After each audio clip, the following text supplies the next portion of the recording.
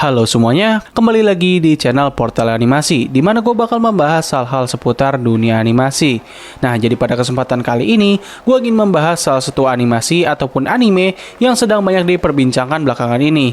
Yap, animasi atau anime itu adalah Cyberpunk Edgerunner. Cyberpunk Edgerunner merupakan serial animasi yang diadaptasi dari salah satu game yang cukup booming beberapa waktu yang lalu, yaitu Cyberpunk 2077. Lebih tepatnya, animasi ini sebenarnya merupakan spin-off dari game tersebut. Jadinya dalam animasi ini kita bakal disuguhkan dengan dunia yang sama persis dan juga ada beberapa karakter yang berasal dari sumber aslinya. Nah, pada saat animasi ini pertama kali diumumkan, gue udah langsung hype banget karena lu lihat aja sendiri, animasinya tuh cakep banget sumpah. Udah gitu, nih animasi dibuat oleh salah satu studio legendaris dari Jepang, yaitu Studio Trigger. Jadinya ya, harapan dan ekspektasi gue terhadap anime ini cukup tinggi. Meskipun gue sendiri belum pernah memainkan gamenya. Mungkin beberapa dari kalian udah pada tahu bahwa game Cyberpunk 2077 merupakan salah satu game yang cukup mengecewakan pada saat pertama kali rilis.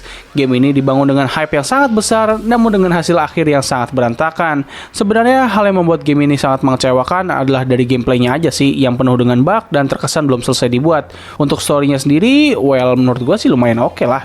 Nah, dengan hasil seperti ini, apakah Cyberpunk versi anime ini dapat memiliki kualitas yang lebih baik daripada sumber aslinya? Well, di sini gue akan mencoba untuk membahas itu semua, mulai dari alur cerita hingga hasil akhir dari anime ini. Jadi tanpa menunggu lebih lama lagi, kita langsung masuk aja ke pembahasan dalam 3, 2, 1.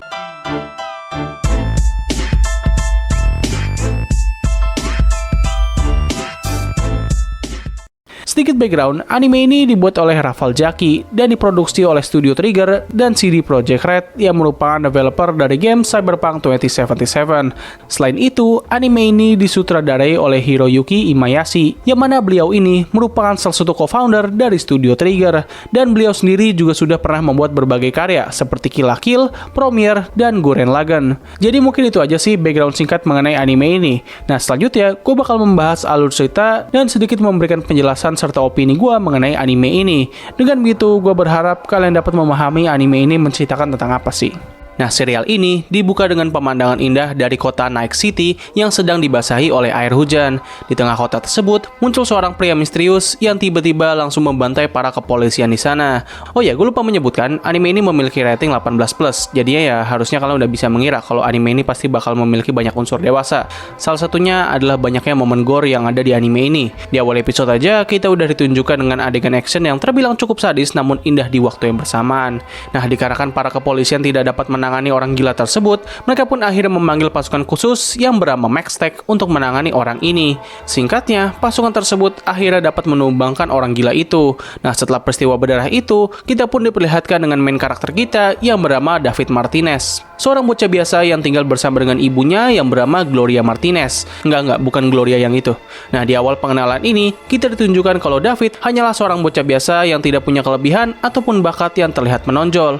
Walaupun di sekolahnya, ia terbilang merupakan anak yang cukup berprestasi dalam nilai akademis, namun ia merasa tidak puas dengan pencapaian tersebut.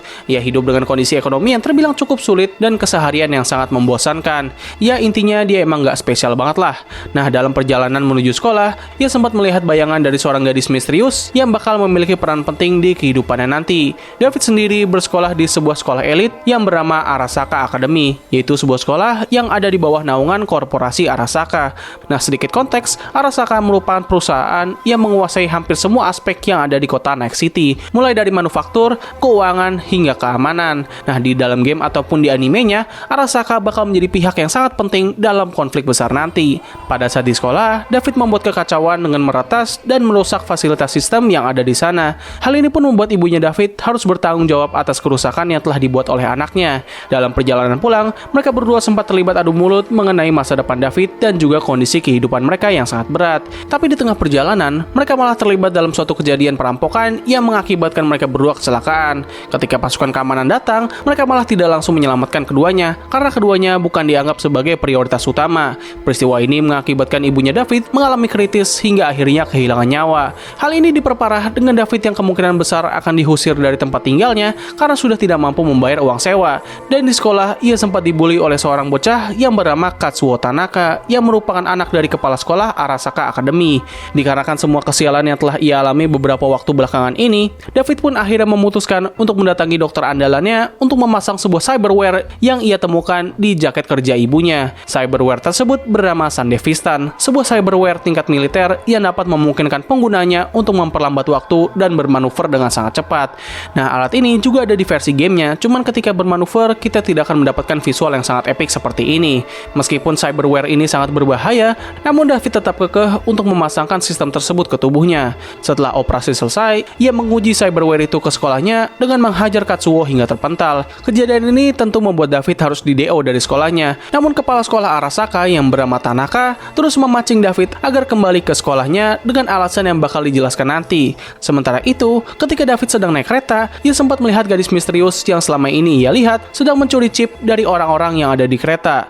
David pun menghampiri gadis itu dan menemukan kalau ia memiliki nama Lucy, dan kini ia sedang mencuri chip dari orang-orang yang bekerja di perusahaan Arasaka. Setelah melewati perbincangan yang panjang, David pun menawarkan diri untuk membantu Lucy dalam mencuri. Dengan Sandevistan yang terpasang di tubuhnya, David dapat dengan mudah menyelesaikan pekerjaan itu. Namun sayangnya, ia malah jatuh pingsan dan harus dibawa ke rumah sakit. Tapi ketika mereka sedang menaiki ambulan, Lucy sadar kalau mereka akan dibawa ke tempat lain untuk menjual Sandevistan milik David. Untungnya, Lucy dapat mengeluarkan mereka berdua dari ambulan dan segera menemui dokter andalan David. Di sana, sang dokter memberitahu kalau David hanya boleh menggunakan Sandevistan maksimal 3 kali sehari saja, dan ia juga harus sering mengkonsumsi imunosupresan, yaitu sebuah obat penenang untuk meringankan efek dari cyberware yang ia gunakan. Setelah itu, keduanya pun mendatangi kediaman Lucy untuk beristirahat sejenak. Nah, di sana, Lucy menunjukkan BD atau braindance kepada David yang berisikan kehidupan di bulan. Singkatnya, BD atau braindance merupakan sebuah simulasi yang dapat membuat penggunanya melihat dan merasakan pemandangan yang sedang diputar. Nah, kalau simulasi yang ada di dunia kita biasanya hanya berbentuk visual saja. Sedangkan untuk braindance, kita nggak hanya bisa melihat, namun juga dapat merasakan berbagai hal lewat panca indera kita. Di tengah kesenangan mereka berdua, tiba-tiba David dibangunkan oleh seorang pria besar bersama dengan 2 rekannya. Dia adalah Main, Dorio, dan juga Pilar. Mereka bertiga merupakan rekan kerja dari Lucy, dan alasan ketiganya datang ke tempat ini adalah karena Main percaya bahwa Sandevistan yang dipakai oleh David merupakan miliknya. Lewat percakapan yang intens ini, kita akhirnya bisa tahu bahwa Sandevistan yang dipakai oleh David merupakan milik James Norris yang merupakan orang gila yang ada di awal episode. Setelah peristiwa pembantaian tersebut, Sandevistan miliknya berhasil dicuri oleh Gloria yang merupakan ibunya David dikarenakan ia bekerja sebagai tukang bersih-bersih di TKP. Nah, rencananya Sandevistan tersebut akan dijual oleh Gloria kepada Main, namun sebelum itu bisa terjadi, Gloria malah meninggal terlebih dahulu. Setelah menceritakan kondisi hidupnya, David memohon untuk bisa bekerja di kelompok cyberpunk milik Main. Awalnya, Main ragu dengan permintaan itu, tapi setelah David menunjukkan bahwa ia dapat menggunakan Sandevistan itu dengan cukup bagus, ia pun memberikan kesempatan kepada David untuk bekerja di kelompok cyberpunk miliknya yang bernama Edge Runner. Keesokan harinya, David dipanggil oleh Main untuk bertemu di tempat perkumpulannya. Di sana, ia diperkenalkan dengan seorang netrunner yang bernama Kiwi. Singkatnya, netrunner merupakan seorang hacker dalam dunia cyberpunk. Selain Kiwi, Lucy juga merupakan seorang netrunner dalam grup tersebut. Nah, di awal karirnya ini, David ditugaskan dalam sebuah operasi untuk mencuri data navigasi milik supir pribadi perusahaan Arasaka yang bernama Maxim. Tentunya, David tidak bekerja sendirian saja. Semua anggota grup tersebut juga berpartisipasi dalam operasi kali ini, termasuk salah satu karakter cewek terbaik yang ada di anime ini, yaitu Rebecca. Sayangnya, operasi ini tidak berjalan dengan mulus dan David terpaksa harus membawa mobil limosin milik Maxim. Di tengah perjalanan, ia juga harus dikejar oleh pasukan bayaran milik Arasaka. Tapi untungnya David berhasil lolos dan ia dapat menyelesaikan pekerjaan pertamanya dengan cukup sukses. Setelah itu, mereka pun merayakan keberhasilan ini dan Main merasa cukup bangga dengan hasil kerja David. Ia juga memberikan beberapa saran kepada David yang bakal cukup membantu untuk kedepannya. Tiba-tiba, sebuah mobil hitam datang dan keluar sosok pria mengerikan yang bernama Faraday. Nah, Faraday sendiri merupakan seorang fixer, yaitu orang yang memberikan pekerjaan kepada para kriminal seperti kelompoknya Main. Nah, dikarenakan operasi sebelumnya terpaksa keluar jalur, Faraday menyuruh Main untuk lebih berhati-hati agar rencana besarnya tidak berantakan. Oh ya, ada fakta menarik. Dalam dubbing bahasa Inggris, karakter Faraday disuarakan oleh sang aktor legend yang sangat berbakat dalam perannya sebagai seorang villain. Yap, siapa lagi kalau bukan Giancarlo Esposito. Hello, and welcome to the Los Pollos Hermanos family. My name is Gustavo, but you can call me Gus. Setelah Faraday pergi, David akhirnya bertemu dengan Rebecca yang sedang menawarkannya sebuah minuman. Sama seperti Lucy, karakter Rebecca ini bakal berperan sangat penting untuk perjalanan hidup David ke depannya. Nah, setelah menyelesaikan misi pertamanya, David terus meminta pekerjaan kepada Maine hingga membuatnya menjadi sangat risih. Awalnya, David disuruh untuk mengantarkan paket milik Pilar, di mana dari sini ia mengetahui kalau Rebecca adalah adiknya Pilar. Setelah mengantarkan paket itu, David bertemu dengan Lucy di malam harinya, di mana ternyata Lucy disuruh oleh Maine untuk melatih David agar ia tidak terus mengganggu Maine untuk meminta pekerjaan. Di waktu yang berbeda, David juga melakukan perbincangan dengan Maine mengenai ia harus segera berlatih dalam menggunakan senjata api, serta Maine juga berusaha untuk membuktikan kalau David tertarik kepada Lucy. Intinya, selama setengah awal di episode keempat, kita bakal diperlihatkan dengan montage dari interaksi antara David dengan para grup anggota cyberpunk milik Maine.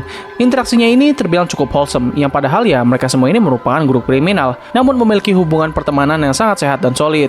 Baik banget hal yang terjadi dalam montage ini, tapi gue gak bakal menyebutkan semuanya. Tapi intinya adalah David menjadi semakin dekat dengan mereka semua. Tetapi, kesenangan mereka tiba-tiba harus terganggu di suatu malam pada saat mereka sedang berjalan di pinggir kota, di mana ketika Pilar sedang mengganggu seorang pria asing yang sedang buang air kecil, tiba-tiba pria tersebut langsung meledakkan kepala Pilar hingga ia mati seketika.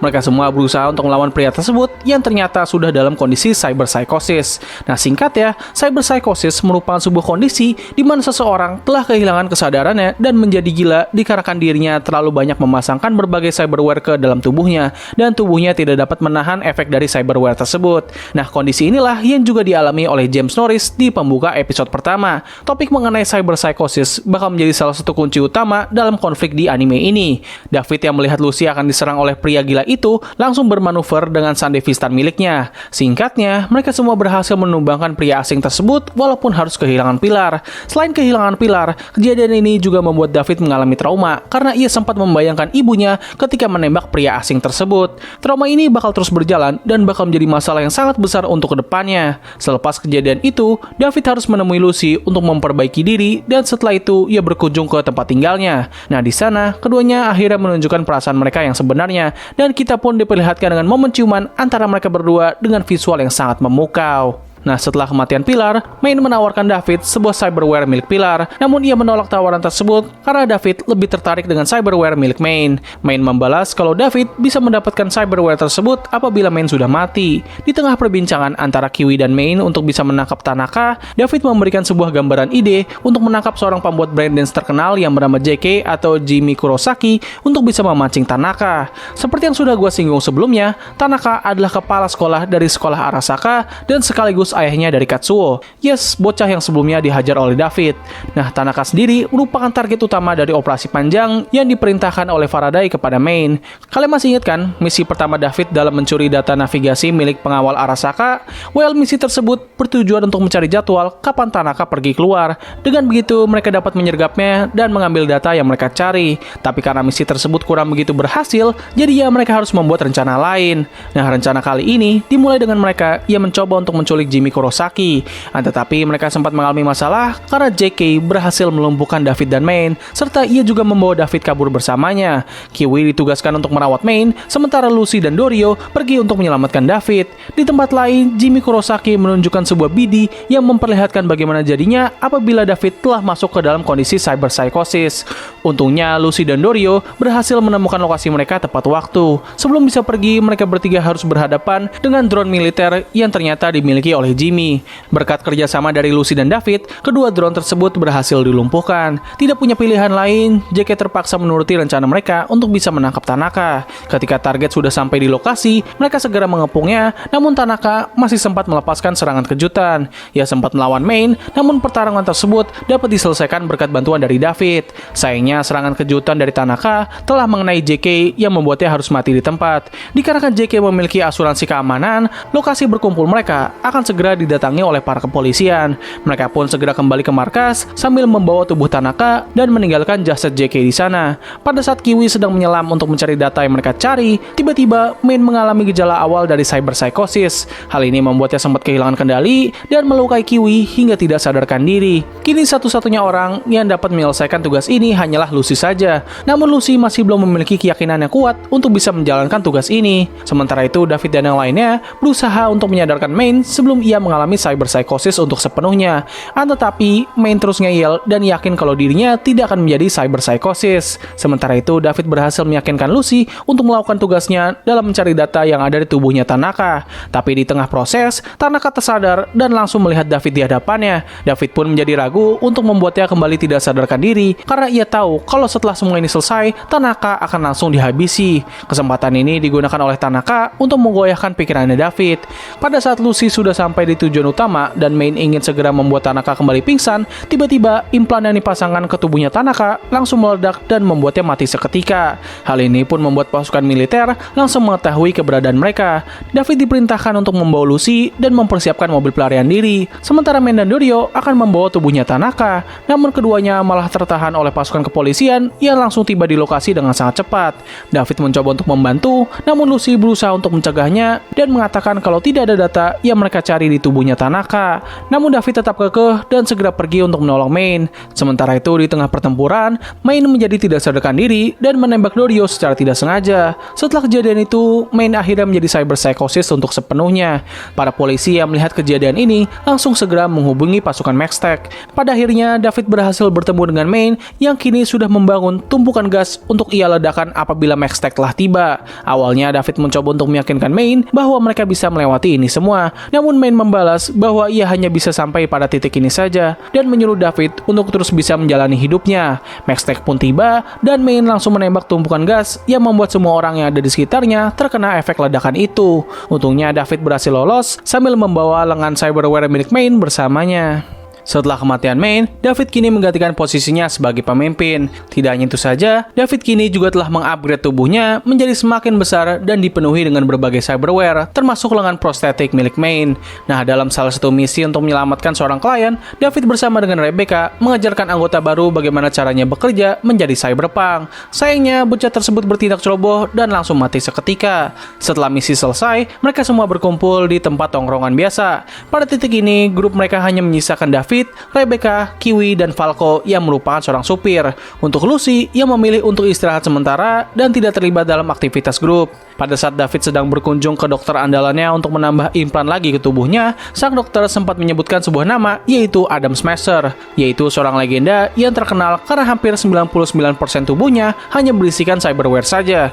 Yap, dia adalah bos terakhir yang ada di game Cyberpunk 2077. Setelah berkunjung ke dokter, David diberitahu oleh Kiwi untuk melakukan pertemuan dengan Faraday. Di pertemuan ini, Faraday menunjukkan bahwa ia ternyata bekerja untuk Militech, yaitu sebuah perusahaan yang membuat berbagai persenjataan dan juga berlawanan dengan Arasaka. Dikarenakan misi sebelumnya gagal karena data yang dicari oleh Faraday tidak ada di tubuhnya Tanaka, kali ini David harus melakukan misi baru dengan informasi yang sangat terbatas. Meski terlihat mencurigakan, namun David tetap menerima tawaran dari Faraday. Setelah kembali ke rumah dan bertemu dengan Lucy, Lucy pun mengajak David untuk pergi ke tempat rongsokan di mana mereka bisa melihat pemandangan langit malam yang sangat indah.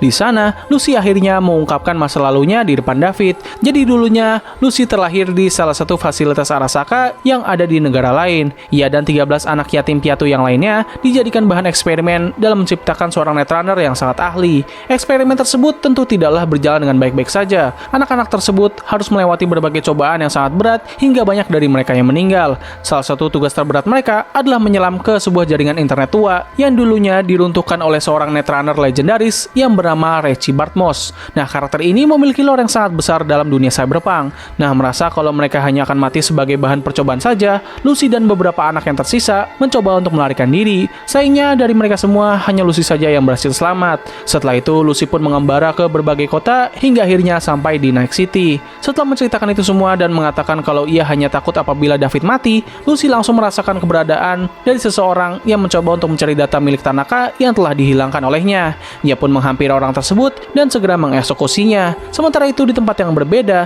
David bersama dengan grupnya ditugaskan untuk mengeksekusi seorang karyawan Arasaka. Tetapi dalam tugas kali ini, ia juga malah menembak seorang wanita yang bukan targetnya. Hal ini pun membuat David menjadi semakin syok dan traumanya menjadi semakin parah. Sementara itu, 2 orang intel dari Arasaka mulai merasa resah dengan kegiatan Lucy yang terus mengeksekusi netrunner mereka. Maka dari itu, keduanya pun mencoba untuk menyuruh Faraday untuk bekerja sama dengan mereka. Awalnya, mereka mengirim pasukan gangster untuk menyadarkan Faraday. Faraday yang tahu kalau serangan tersebut merupakan ulah Arasaka, mencoba untuk meminta perlindungan dari Militech, yaitu perusahaan yang mempekerjakan Faraday untuk mencuri data yang ada di tubuhnya Tanaka. Tetapi, mereka enggan untuk menuruti permohonan tersebut karena Faraday gagal dalam mendapatkan data yang mereka inginkan. Nah, dari sini, kita bisa tahu bahwa data yang selama ini dibicarakan merupakan informasi mengenai suatu proyek senjata milik Arasaka yang bernama Cyber Skeleton. Dikarenakan penolakan tersebut, Faraday pun akhirnya memutuskan untuk bekerja sama dengan Arasaka. Dari kerjasama ini, Faraday ditugaskan untuk mengeliminasi siapapun yang mengetahui keberadaan dari proyek Cyber Skeleton, serta ia juga harus bisa menangkap Netrunner yang selama ini telah meresahkan Arasaka. Yap, siapa lagi kalau bukan Lucy. Setelah tugas terakhirnya, kondisi mental David menjadi semakin buruk. Ia terus membayangkan kalau wanita yang telah ia bunuh merupakan ibunya sendiri. Hal ini pun membuat Rebecca menjadi semakin khawatir dan ia meminta David untuk berhenti dalam menambahkan cyberware ke tubuhnya. Rebecca tidak mau David bernasib sama dengan Pilar dan juga orang yang telah menghabisinya. Yap, inilah kenapa baik banget yang suka dengan karakter Rebecca. Selain imut dan juga memiliki sifat tsundere, ia juga merupakan teman yang sangat perhatian dan juga solid. Sangat disayangkan, David tidak pernah begitu menghiraukan semua saran darinya. Nah, ketika sudah sampai di rumah, David seketika tumbang dikarenakan efek traumanya. Lucy pun membawanya ke tempat dokter dan sang dokter menyuruh David untuk melepaskan beberapa cyberware yang ia pasang karena David sudah mulai menunjukkan efek cyber psychosis. Perkataan tersebut membuat David menjadi sangat marah dan mulai mencekik sang dokter. Untungnya Lucy berhasil mencegah kegilaan David dan sang dokter hanya bisa memberikan obat penenang dengan dosis yang besar kepada mereka. Dalam perjalanan pulang, David menunjukkan sifat yang sama seperti Main ketika ia akan menjadi cyber psychosis. Sayangnya sebelum keduanya dapat menyelesaikan konflik mereka, Lucy harus segera pergi untuk melakukan kegiatan rutinitasnya. Tetapi kali ini ia sudah masuk ke dalam jebakan yang dibuat oleh Kiwi dan Faraday. Oh ya, gue lupa menyebutkan, jadi sebelumnya Kiwi sempat didatangi oleh Faraday dan ia diminta untuk berkhianat kepada kelompoknya dengan tawaran namanya akan dibersihkan dari insiden Tanaka. Sementara itu, David dan kelompoknya mendapatkan tugas dari Faraday untuk menyerang mobil muatan Arasaka yang berisikan Cyber Skeleton. Nah, di momen ini, kita akhirnya bisa mengetahui kalau ternyata alasan kenapa Tanaka terus meminta David untuk kembali ke sekolahnya adalah agar mereka dapat menguji kemampuan David dalam beradaptasi dengan Cyber Skeleton. Nah, informasi inilah yang juga diincar oleh Militech dari tubuhnya Tanaka. Tetapi sebelum itu bisa terjadi, Lucy terlebih dahulu mengetahui informasi tersebut dan ia langsung menghancurkan data itu dan sekaligus mengeksekusi Tanaka. Jadi selama ini, semua rencana yang dijalankan oleh Lucy sebenarnya bertujuan untuk melindungi David dari incaran Arasaka. Rencana besar pun dimulai dengan pasukan tambahan yang dikirimkan oleh Faraday bertugas untuk mengalihkan perhatian, sementara David dan yang lainnya dapat fokus ke tujuan utama. Singkatnya, David dan kawan-kawannya berhasil melumpuhkan mobil muatan tersebut, tapi tiba-tiba pasukan Militech datang dan langsung menyerang mereka semua. Mereka pun segera berlindung di dalam mobil muatan tersebut yang berisikan senjata Cyber Skeleton. Sementara itu, Faraday menggunakan tubuhnya Lucy untuk menghubungi David dan memintanya agar memasangkan Cyber Skeleton ke tubuhnya. Meskipun mereka merasa curiga dengan panggilan tersebut, namun David tetap yakin dengan permintaan itu dan memasangkan Cyber Skeleton ke tubuhnya meskipun Rebecca sudah memohon agar tidak melakukan tindakan tersebut.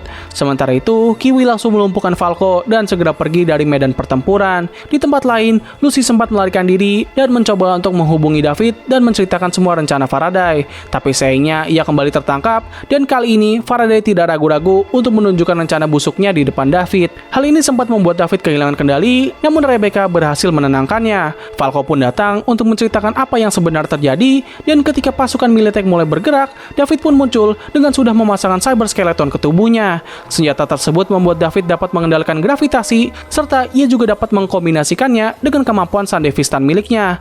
Hasilnya adalah David menjadi sangat OP dan ia dapat membantai semua pasukan Militech dengan sangat mudah. Tapi tentu itu semua pasti memiliki bayaran yang sangat besar. Kini David menjadi mudah kehilangan kendali dan harus sering menyuntikkan obat penenang. Setelah semua pasukan Militech terbantai, David, Rebecca dan juga Falco segera pergi menuju gedung Arasaka untuk menyelamatkan Lucy. Nah, dalam perjalanan, mereka tidak hanya dikejar oleh pasukan Militech saja, namun mereka juga dikejar oleh pasukan Arasaka. Di waktu yang bersamaan, David juga harus beristirahat, yang mana ini membuat Falco dan Rebecca harus bertahan dari semua serangan tersebut. Sementara itu, sebelum Kiwi bisa pergi dari Night City, Faraday memintanya untuk bertemu di suatu tempat agar ia bisa mendapatkan bayaran yang sudah dijanjikan. Tapi seperti yang sudah seharusnya semua duga, Faraday malah berkhianat dan menembak Kiwi. Kiwi sempat melarikan diri, namun ia tetap tidak bisa lolos dan terpaksa mati ditembak oleh bawahan Faraday. Sebelum kematiannya, ia sempat sempat memasang pelacak di kapal terbangnya Faraday. Dengan begitu, kelompok David dapat mengejarnya, serta ia juga memohon untuk menyelamatkan Lucy dan membalaskan dendamnya kepada Faraday.